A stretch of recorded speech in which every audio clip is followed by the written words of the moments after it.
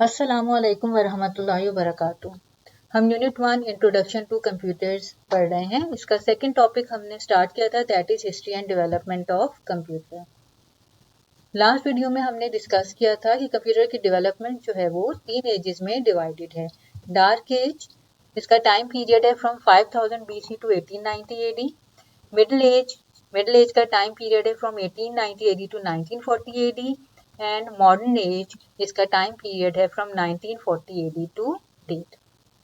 ये हम पहले ही डिस्कस कर चुके हैं कि ये सारे टाइम पीरियड जो हम ने डिस्कस किए या फिर जो आगे डिवाइसेस के ईयर ऑफ इन्वेंशन डिस्कस करेंगे, ये सब हम according to your text book पढ़ेंगे। उसके अलावा हमने लास्ट वीडियो में डार्क एज, मिडिल एज और मॉडर्न एज में होने वाली मेजर डेवलपमेंट्स को बाय देयर ईयर, इन्वेंशंस और इन्वेंटर के डिस्कस किया था। आज हम डार्क एज में होने वाली मेजर डेवलपमेंट्स को डिस्कस करेंगे।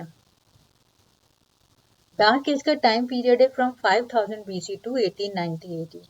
डार्क एज में जो कंप्यूटिंग डिवाइसेस डेवलप हुई वो सिंपल मैकेनिकल डिवाइसेस थी जो मैनुअली ऑपरेट की जाती थी। सबसे पहली इन्वेंशन जो डार्क एज में हुई वो एबेकस थी। एबेकस, जिसे काउंटिंग फ्रेम भी कहा जाता है, 5000 BC में चाइना में डेवलप हुई। एबेकस को सबसे पहले recognised manual computing device consider किया जाता है, जिसमें simple arithmetic calculations like addition, subtraction, multiplication and division perform की जा सकती थी। एबेकस बेसिकली एक रेक्टेंगुलर वुडन फ्रेम है जिसमें पैरेलल वायर्स और रॉड्स मौजूद होती हैं और हर रॉड पे बीड्स मौजूद होती हैं और इन बीड्स की मूवमेंट और शिफ्टिंग की मदद से कैलकुलेशन और काउंटिंग परफॉर्म की जाती है। यहाँ पे आप देख सकते हैं एबेकस एक रेक्टेंगुलर फ्रेम है जिसमें रेक्टेंगुलर फ्रेम में ये पैरेलल रॉड्स मौजूद हैं और हर रॉड में बीड्स हैं। ये पैरेलल रॉड्स जो है एक हॉरिजॉन्टल बार से डिवाइड हुई हैं अपर डेक और लोअर डेक में। अपर डेक में हर पैरेलल रॉड में एक बीड है जबकि लोअर डेक में 4 बीड्स हैं। राइट साइड से देखें तो जो पैरेलल रॉड्स हैं, राइट मोस्ट जो है वो वंस या यूनिट को रिप्रेजेंट कर रही हैं, सेकंड रॉड टेंस को, थर्ड रॉड 100 को एंड 4000 को एंड सो ऑन। यहाँ पे हर बीट यहाँ यूनिट में आप देख सकते हैं इसकी वैल्यू 1 है और इसी तरह ऊपर जो एक सिंगल बीट है उसकी वैल्यू 5 है। अब इसमें हम सिंपल कैलकुलेशन कर देखते हैं। हम दो 2 डिजिट नंबर्स को ऐड करेंगे, that is 22 plus 12। Okay, calculation start करने से पहले एक चीज का ख्याल रखना होता है कि एबेकस में जितनी भी बीड्स हैं उनको हॉरिजॉन्टल बार से दूर कर दिया जाता है, यानी कि ऊपर की तरफ ये यहाँ पर कॉर्नर पे और इसी तरह नीचे की जो बार्स हैं नीचे की तरफ सेट कर दी जाती हैं। उसके बाद बीड्स को शिफ्ट किया जाता है हॉरिजॉन्टल बार के करीब और जो बीड्स हॉरिजॉन्टल बार के करीब होती हैं उन्हीं को रीड किया जाता है एज एन आउटपुट।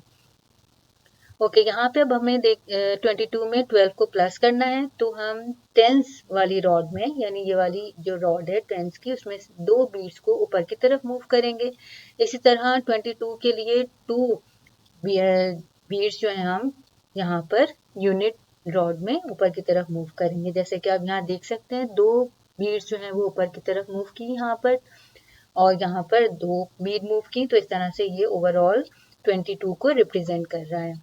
फिर उसके बाद हमें 22 में 12 ऐड करना है। 12 ऐड करने का मतलब ये है कि हमें टेंस की एक बीट शिफ्ट करनी होगी और इसी तरह 2 बीट्स जो है वो यूनिट में मूव करनी होंगी। तो यहाँ पर हम देखें तो पहले 2 बीट्स पहले से मूव की हुई थी हमने, उसके बाद एक बीट जो है वो हमने ऐड की 12 के लिए यानी टेंस रॉड में और उसके बाद 2 मजीद बीट यहाँ पर यूनिट के रॉड में हमने ऐड की और ओवरऑल अब हम आप इसको रीड करेंगे तो ये 3 into 10 यानी 30 और 4 into 1 यानी 4, 34 हमारा ओवरऑल आंसर आ रहा है 22 और 12 को प्लस करने से।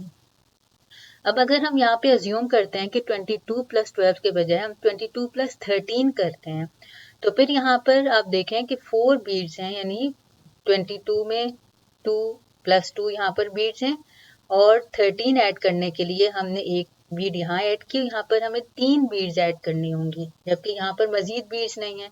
तो फिर हम क्या करेंगे कि ये चारों बीड्स जो हैं उनको नीचे कर दिया जाएगा और एक बीड जो ऊपर है जिसकी वैल्यू 5 है उसको हम हॉरिजॉन्टल बार के करीब ले आएंगे। इस तरह से ओवरऑल नंबर जो है वो रीड किया जाएगा 35।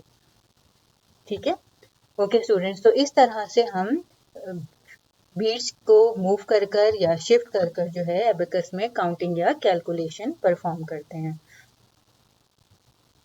एबेकस जैसे कि आपने देखा है एक मेमोरी एड के तौर पे काम करता है, मींस इसमें कोई ऑटोमेटिक कैलकुलेशन नहीं हो रही होती, हम जो भी कैलकुलेशन करते हैं उसके लिए हम बीट्स को मूव करते हैं और ये सिर्फ एक मेमोरी एड के तौर पर हमारी हेल्प कर रहा होता है। अर्ली मर्चेंट्स एबेकस को ट्रेडिंग ट्रांजेक्शन्स के लिए इस्तेमाल करते थे।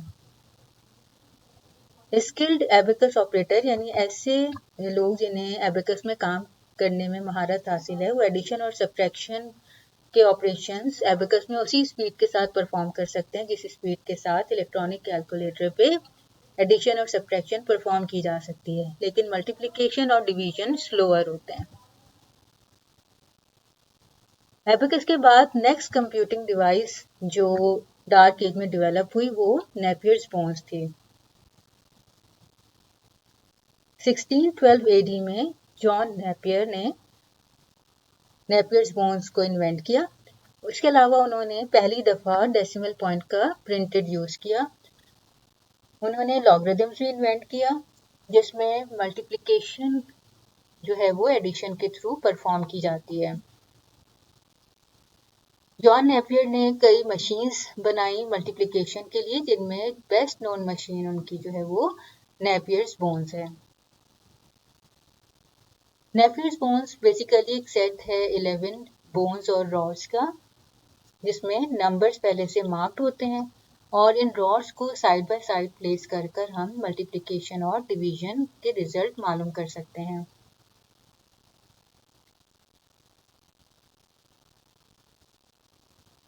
हम सिंपल कैलकुलेशन कर कर देखेंगे। यहाँ पर 3 डिजिट नंबर 425 को मल्टीप्लाई करेंगे 6 से।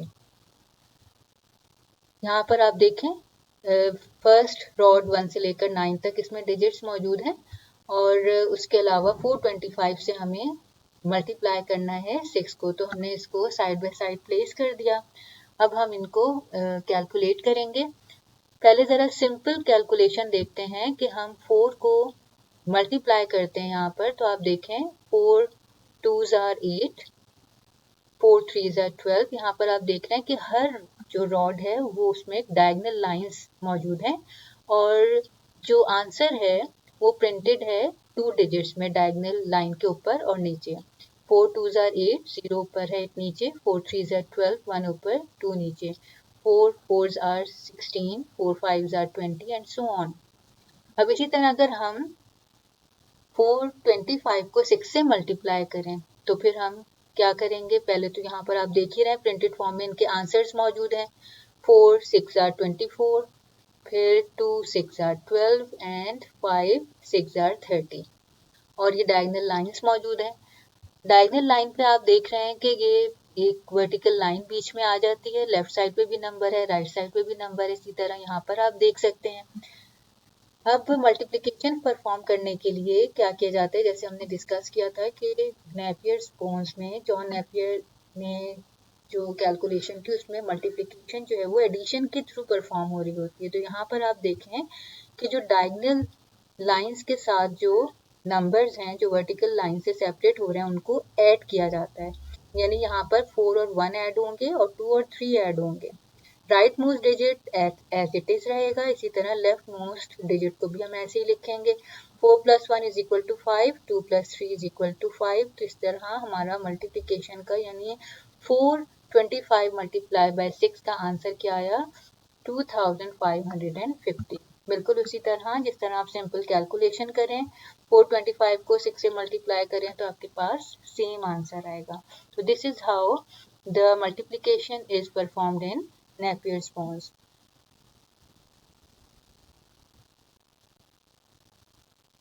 ओके, नेपियर्स बोन्स के बाद जो नेक्स्ट मेजर डेवलपमेंट हुई वो स्लाइड रूल है। 1622 में विलियम आउटरेड ने स्लाइड रूल इन्वेंट किया।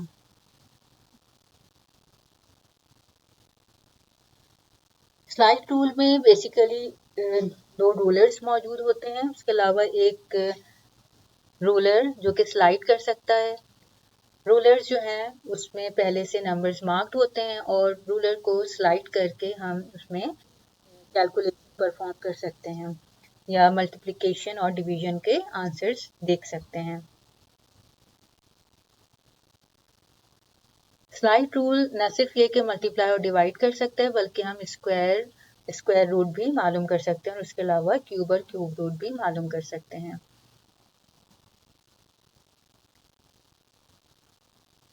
Most slide rules consist of 3 parts. Slide rule basically 3 parts होते हैं स्लाइड रूल में। नंबर 1 फ्रेम और बॉडी, यानी यहाँ पर जो इसकी बॉडी है उसमें ये ऊपर और यहाँ नीचे दो स्केल्स होते हैं जो कि फिक्स होते हैं, दो रूलर्स जो कि फिक्स हैं, नंबर्स आप देख रहे हैं इसमें मार्क्ड हैं सब में। उसके अलावा एक सेंटर में एक रूलर है जो कि स्लाइड कर सकता है राइट और लेफ्ट दोनों साइड में। उसके अलावा रनर और कर्सर ये आपको दिख रहा है क्योंकि मूव हो सकता है और इसको जो है मूव कर कर इनपुट और जो आउटपुट है उस एक्यूरेट इनपुट और आउटपुट देखा जा सकता है। उसके अलावा यहाँ लेफ्ट साइड पे ये लेफ्ट इंडेक्स जहाँ पर 1 लिखा हुआ है और ये राइट साइड पे भी 1, ये राइट इंडेक्स है। कैलकुलेशन करने के लिए इस इंडेक्स को नंबर के साथ अलाइन किया जाता है। इस स्लाइड को लेफ्ट और राइट साइड पे दोनों तरफ मूव किया जा सकता है और इसी तरह कैलकुलेशन करते वक्त लेफ्ट इंडेक्स और राइट इंडेक्स को अलाइन किया जा सकता है नंबर के साथ।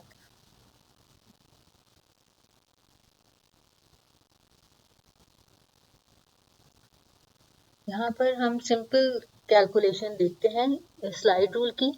यहाँ पर सेंटर वाला जो स्लाइड है उसको मूव किया हुआ है, तो आप यहाँ देख सकते हैं ऊपर वाला जो फिक्स रूलर है इसका लेबल है A, लास्ट वाले का D। इसी तरह जो स्लाइड हुआ है ऊपर जो मार्किंग हुई है उसका B लेबल है और इसी तरह नीचे C। तो हम सिंपल कैलकुलेशन कर कर देखेंगे मल्टीप्लिकेशन की या डिवीजन की, तो उसके लिए हम C और D रूलर्स को कंसिडर करेंगे या फिर देखेंगे। तो यहाँ पर जो इसका लेफ्ट इंडेक्स है जिस पे 1 है इसको अलाइन किया जाएगा 2 के साथ। जब हमने इसको 2 के साथ अलाइन कर दिया तो हम 2 के मल्टीपल्स को यहाँ पर देख सकते हैं। 2 को हम देखें यहाँ से तो 2 2 यहाँ पर हम देख सकते हैं 4 आंसर आ रहा है। इसी तरह 2 3 से मल्टीप्लाई करेंगे तो यहाँ पर हमें इसका 6 आंसर नजर आएगा।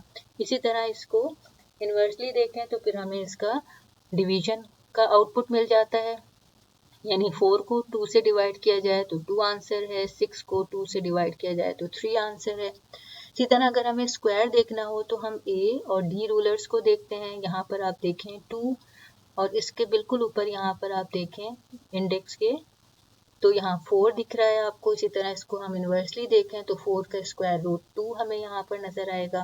बिल्कुल इसी तरह यहाँ पर 3 है तो इसका स्क्वायर यहाँ पर 9 और 9 का स्क्वायर रूट 3। इस तरह से स्लाइड रूल में कैलकुलेशन परफॉर्म की जाती है। स्लाइड रूल जो है 3 सिग्निफिकेंट डिजिट्स तक की कैलकुलेशन परफॉर्म कर सकता है। स्लाइड रूल के बाद जो नेक्स्ट मेजर इन्वेंशन हुई वो है पास्कल लाइन।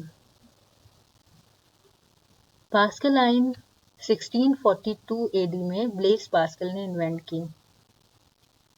ब्लेस पास्कल एक फ्रेंच टैक्स कलेक्टर के बेटे थे और उन्होंने 18 इयर्स की एज में पास्कलिन बनाया अपने फादर की हेल्प के लिए ताकि उनको कैलकुलेशन में आसानी हो। पास्कल लाइन जिसे न्यूमेरिकल व्हील कैलकुलेटर भी कहा जाता है वो एक ब्रास रेक्टेंगुलर बॉक्स है जो कि व्हील्स, डायल्स और गियर्स की मदद से कैलकुलेशन परफॉर्म करता है। उसके अलावा इसमें ये विंडोज मौजूद होती हैं जिसके थ्रू रिजल्ट को रीड किया जा सकता है।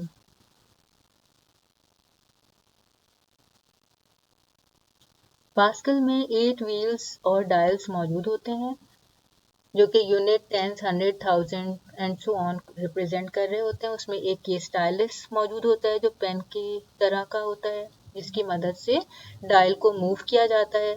जब एक रेवोल्यूशन कंप्लीट हो जाती है तो वो दूसरे डायल को मूवमेंट देता है, यानी टेंस वाला डायल जो वो एक्टिवेट हो जाता है। इसी तरह जब टेंस वाला डायल जो है वो अपनी एक रेवोल्यूशन कंप्लीट करता है तो फिर 100 वाला जो डायल है वो एक्टिव हो जाता है।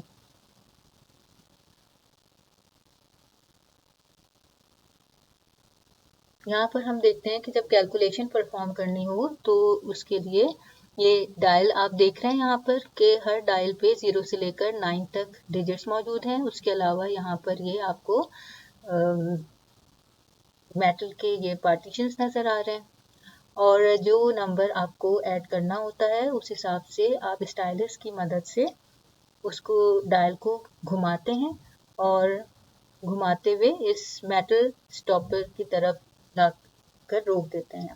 फिर उसके बाद नेक्स्ट नंबर जो आपको ऐड करना होता है उसको आप डायल करते हैं इसी तरह, और आपको उसका जो रिजल्ट है ऊपर यहाँ पर विंडो पे नज़र आता है। यहाँ पर आप इंटरनली देख सकते हैं पास्कल लाइन को कि यहाँ पर ये डायल्स और गियर्स मौजूद हैं और यहाँ पेपर रोल प्रिंटेड मौजूद है। जब ये डायल मूव करता है तो इसी तरह पेपर रोल मूव करता है और उसका जो प्रिंटेड आउटपुट है वो यहाँ से विंडो से नज़र आता है। तो आप पहला नंबर जो है वो डायल के थ्रू मूव करते हैं, उसके बाद दूसरा मूव करते हैं और इस तरह से उसका आउटपुट हम विंडो के ऊपर देख सकते हैं। पास्कलीन बेसिकली एडिंग मशीन है। उसके अलावा इसमें सब्ट्रैक्शन भी परफॉर्म हो सकती है, लेकिन वो कॉम्प्लीमेंट टेक्निक की मदद से की जाती है, जिसमें पहले जिस नंबर को सब्ट्रैक्ट करना होता है उसका कॉम्प्लीमेंट मालूम किया जाता है और उसके बाद नंबर्स को ऐड किया जाता है। तो बेसिकली सब्ट्रैक्शन जो है वो भी एडिशन के थ्रू ही परफॉर्म हो रही होती है, इस वजह से पास्कलीन को एडिंग मशीन ही कहा जाता है। और यही सिमिलर टेक्निक जो है वो आज के मॉडर्न कंप्यूटर्स भी सब्ट्रैक्शन परफॉर्म करने के लिए इस्तेमाल करते हैं, यानी कॉम्प्लीमेंट टेक्निक। पास्कलीन के बाद जो नेक्स्ट मेजर डेवलपमेंट हुई वो है Leibniz step reckoner. Step reckoner जिसे लेबनीज कैलकुलेटर भी कहा जाता है, जर्मन मैथमेटिशियन और philosopher Gottfried William von Leibniz ने डेवलप किया था। इन्होंने असल में पास्कलीन को ही में इम्प्रूव किया था।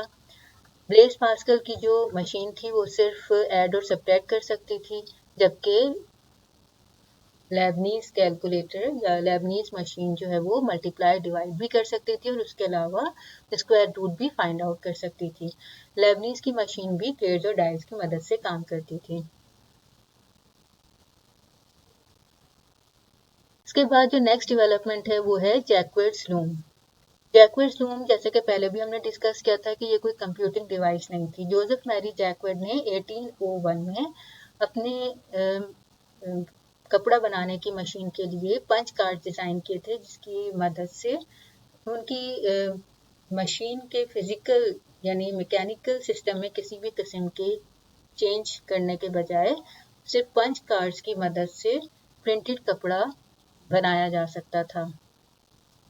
और यही पंच कार्ड्स बाद में कंप्यूटर्स में डेटा इनपुट करने के लिए इस्तेमाल हुए। यही वजह है कि जोसेफ मैरी जैकवर्ड की इस इन्वेंशन को यानी पंच कार्ड्स को कंप्यूटर की हिस्ट्री में बहुत अहमियत हासिल है।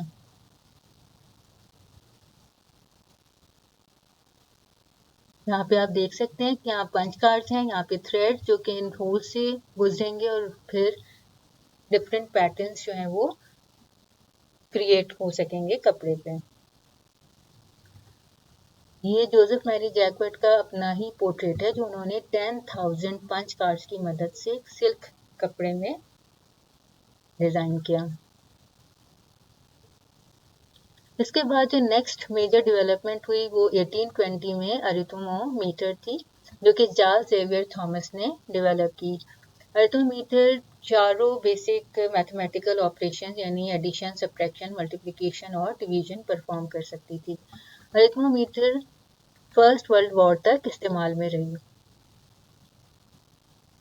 इसके बाद नेक्स्ट जो डेवलपमेंट है वो है चार्ल्स बेबेज की डिफरेंस इंजन। 1823 में चार्ल्स बेबेज ने डिफरेंस इंजन पे काम शुरू किया ब्रिटिश गवर्नमेंट की मदद से। इनकी मशीन को जो इन्होंने डिज़ाइन किया था उसको स्टीम से चलना था।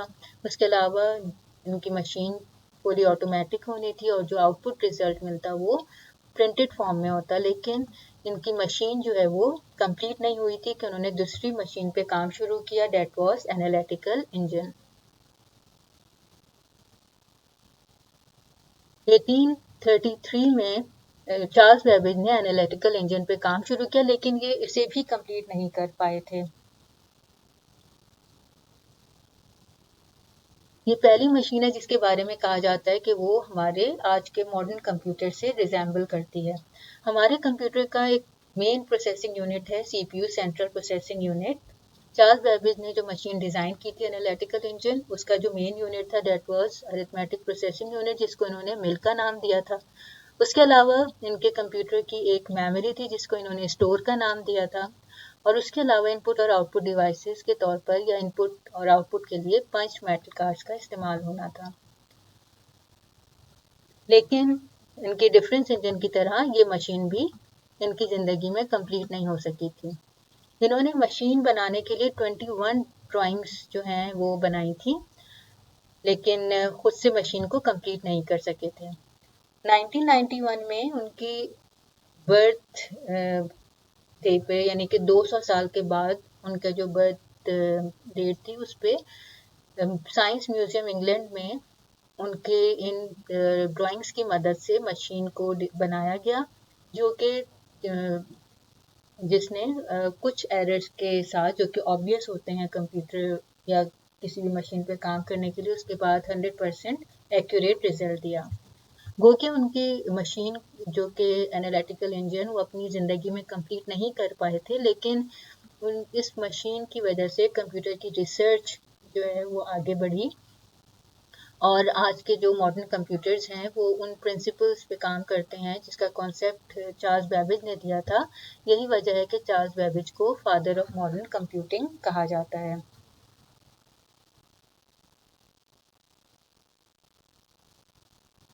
ओके, एडा लवलेस जो कि एक कंप्यूटर प्रोग्रामर थी, वो जिस वक्त चार्ल्स बेबेज अपनी मशीन एनालिटिकल इंजन में काम कर रहे थे तो वो उनके साथ राब्ते में रहती थी और उन्होंने उनकी मशीन के लिए कई प्रोग्राम्स भी लिखे।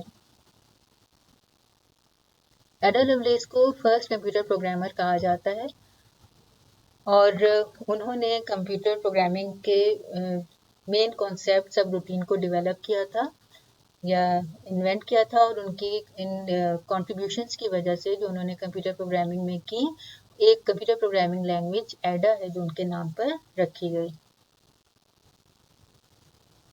ओके स्टूडेंट्स, ये थी ओवरऑल मेजर डेवलपमेंट स्टार केज की जो हमने डिस्कस की। अब हम समराइज कर लेते हैं जो हमने मेजर डेवलपमेंट स्टार केज की डिस्कस की हैं बाय ईयर, इन्वेंशन और इन्वेंटर। 5000 BC में एबेकस इन्वेंट हुई, चाइनीज ने इन्वेंट किया था एबेकस को। 1612 AD में Napier's bones bye John Napier. 1622 में स्लाइड रूल विलियम आउटेड ने डेवलप किया। 1642 में पास्कलिन जिसे ब्लेस पास्कल ने इन्वेंट किया। 1694 में स्टेप रेकनर जिसे लेबनीज कैलकुलेटर भी कहते हैं, गॉटफ्राइड विलियम लेबनीज ने डेवलप किया। 1801 में जैक्वर्ड्स लूम जोसेफ मैरी जैक्वर्ड ने डेवलप किया। 1820 में अर्थोमीटर बाय चार्ल्स जेवियर थॉमस। 1823 में difference engine by Charles Babbage and in 1833 analytical engine by Charles Babbage. Okay students, ये थी डार्क एज की हिस्ट्री जो हमने आज डिस्कस की। अब होमवर्क आपको ने लर्न करना है और राइट करना है ये गिवन क्वेश्चन, दैट इज जो भी हमने डेवलपमेंट आज डिस्कस की हैं, describe all the developments made in the dark age of computer, यानी डार्क एज की सारी डेवलपमेंट्स को आपने लिखना है और याद करना है। ओके स्टूडेंट्स, इंशाल्लाह ताला नेक्स्ट वीडियो में हम मिडिल एज के मेजर डेवलपमेंट्स को डिस्कस करेंगे। जब तक के लिए अल्लाह हाफिज़, अस्सलाम वालेकुम व रहमतुल्लाहि व बरकातहू।